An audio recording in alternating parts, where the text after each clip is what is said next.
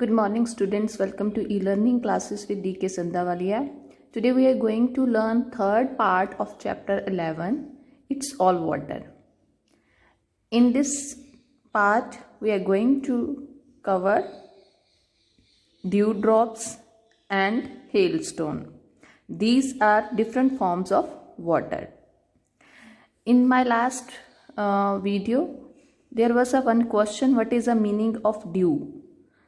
So I just want to tell you, due जो होती है ये इसको हम पंजाबी में बेटा त्रेल भी बोलते हैं. अदरवाइज इंग्लिश में तो मीनिंग मैंने इसका लास्ट वीडियो में कमेंट बॉक्स में सेंड किया है, but I want to sure that dew is also known as in Punjabi as a त्रेल. So let us start. Once again we start from this paragraph. At night when warm air containing water vapour is cooled, some of the water vapor changes back into liquid or water droplets. This is called dew. बेटा क्या होता है कि night time पे जब warm air जिसमें water vapour होता है ये कूल हो जाती है, ठंडी हो जाती है, तो उसमें जो वाटर वेपर होता है वो चेंज हो जाता है फिर से लिक्विड फॉर्म में, और उस लिक्विड वाटर ड्रॉपलेट्स को हम बोलते हैं ड्यूज. ड्यू मतलब ट्रेल. जैसे मॉर्निंग में वाटर वेपर जो है, जो वाटर है वो वाटर वेपर की फॉर्म में चेंज हो जाता है सनलाइट की हेल्प से, और जब नाइट पड़ती है during the winter season mostly, तो नाइट को जो एयर है वो कूल हो जाती है. तो उसी टाइम पे जब ये एयर जिसमें वाटर वेपर होता है ये क्लोज सरफेस के कांटेक्ट में आती है, जैसे लीव्स हैं वो ठंडे होते हैं, तो वो वाटर वेपर जो होता है जब वो लीव्स सरफेस में के कांटेक्ट में आता है तो वो फिर से वाटर वेपर से गैस फॉर्म से वो लिक्विड फॉर्म में चेंज हो जाता है, जिसको हम ड्यू बोलते हैं या त्रेल बोलते हैं. It forms when water in the state of gas which is water vapour comes in contact with cool surface like gases, leaves, like grass, leaves or the glass of a car parked outside. यहाँ पे आपको ये बताया गया है कि जो due है वो कैसे फॉर्म होती है. ये तब फॉर्म होती है, तब बनती है जब वाटर जो गैस फॉर्म में होता है, वाटर वेपर की फॉर्म में होता है, ये कूल ठंडे सरफेस के कांटेक्ट में आता है. जैसे घास होती है, लीव्स होते हैं, जहाँ हम आउटसाइड अपने व्हीकल्स को आउटसाइड पार्क करते हैं, तो वहाँ पे उनका जो सरफेस होता है, सीट होती है, ये ठंडी होती है. तो वाटर वेपर जब इनके कांटेक्ट में आता है तो वो लिक्विड फॉर्म में अगेन चेंज हो जाता है. ड्यू ड्रॉप्स में, ट्रेल की ड्रॉप्स में, स्मॉल वाटर ड्रॉप्स में वो चेंज हो जाता है.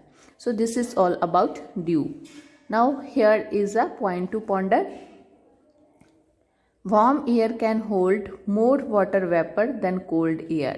कहते हैं जो वार्म एयर होती है, गर्म एयर होती है, वो अपने अंदर ज़्यादा वाटर वेपर को कंटेन करके रख सकती है, होल्ड करके रख सकती है as compared to cold air, ठंडी एयर के कारण. क्योंकि ठंडी एयर जो होती है बेटा वो हैवी हो जाती है वेट में. जब वो हैवी होती है तो उससे रेन की फॉर्म में, ड्यू की फॉर्म में या फिर हेलस्टोन की फॉर्म में जो वाटर है वो नीचे आना स्टार्ट हो जाता है. Now the next part is hailstone. This is also a form of water. जो ड्यू थी ये भी फॉर्म ऑफ वाटर थी, अब है हेलस्टोन जिसको हम गड़े बोलते हैं पंजाबी में. गड़े पड़ते हैं जब. Hailstone start off as water droplets. A strong wind pushes them up above the freezing level in the clouds and the water drops freeze.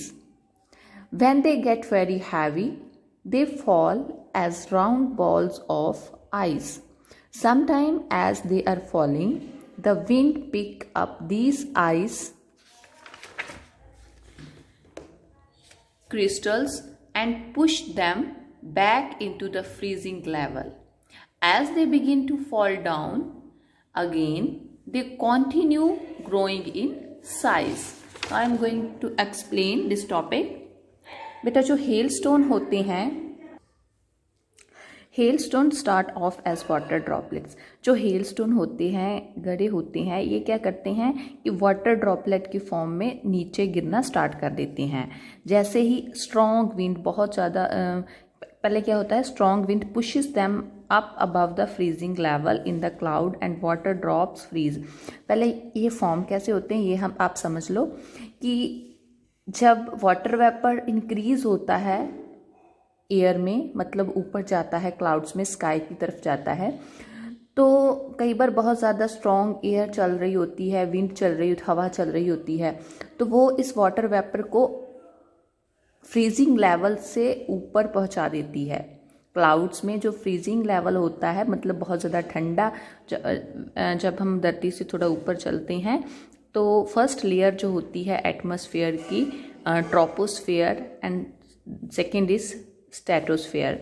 तो ट्रोपोस्फेयर में क्लाउड्स बन जाते हैं थोड़ा ऊपर जाके, तो वहाँ पे जो टेम्परेचर होता है वो बहुत ज़्यादा कूल होता है, और ये जो एयर है ये वाटर वेपर को और ऊपर की तरफ धकेलती है, जिसके कारण वो फ्रीजिंग लेवल से भी ऊपर चले जाते हैं क्लाउड्स। तो वहाँ पे जाके वो फ्रीज जो वाटर वेपर की ड्रॉप्स होती हैं वो फ्रीज हो जाती हैं, आइस की फॉर्म को अज्यूम कर लेती हैं, मतलब बर्फ़ की स्मॉल स्मॉल बर्फ़ की जो राउंड तरह की जो ड्रॉप्स होती हैं वाटर वेपर की, वो बर्फ़ की फॉर्म में चेंज हो जाती है। When they get very heavy they fall as round balls of ice. अब जब वो बहुत ज़्यादा हैवी हो जाती हैं वाटर ड्रॉपलेट्स, वाटर वेपर की जो स्मॉल स्मॉल सी ड्रॉप्स हो जाती हैं, उसमें और ड्रॉप्स मिक्स होके वो आइस की फॉर्म में चेंज हो जाती है, स्मॉल स्मॉल आइस की फॉर्म शेप ले लेती है, बॉल्स में चेंज हो जाती है। तो जब उनका वेट बहुत ज़्यादा हैवी हो जाता है तो वो नीचे बॉल की तरह, जो आइस है वो स्मॉल स्मॉल बॉल की तरह नीचे गिरने लगती है। Some time as they are falling, जैसे ही कई बार ये फॉलिंग करती हैं, the wind pick up these ice. तो जो विंड है वो इस आइस को पिकअप कर लेती है, ice crystal, and push them back into the freezing level. कि जब ये नीचे गिरने स्टार्ट होते हैं, you can see here the hail stone, ये गरे हैं, हेल स्टोन है। बेटा ये क्या होता है कि जब वाटर वेपर ऊपर जाता है एयर में, तो कई बार जो एयर है, तेज़ एयर चलती है, वो इनको क्लाउड से ऊपर भी एक फ्रीजिंग पॉइंट होता है, मतलब एटमॉस्फेयर में, वहाँ तक ले जाती है। तो वहाँ पे जाके स्मॉल स्मॉल बॉल की तरह सॉलिड फॉर्म को ज्यूम कर लेते हैं, और जब ये हैवी होते हैं तो नीचे गिरते हैं। तो बेटा जो एयर होती है वो कई बार इनको दोबारा पीछे से फिर में फ्रीजिंग लेवल तक ले जाती है, और वहाँ पे क्या होता है, as they begin to fall down again they continue growing in size. और जैसे ही ये नीचे गिरने स्टार्ट होते हैं, फिर से इनका साइज जो है वो इंक्रीज होता रहता है। तो यहाँ पे आप देख सकते हो, these are the pictures of hail stone.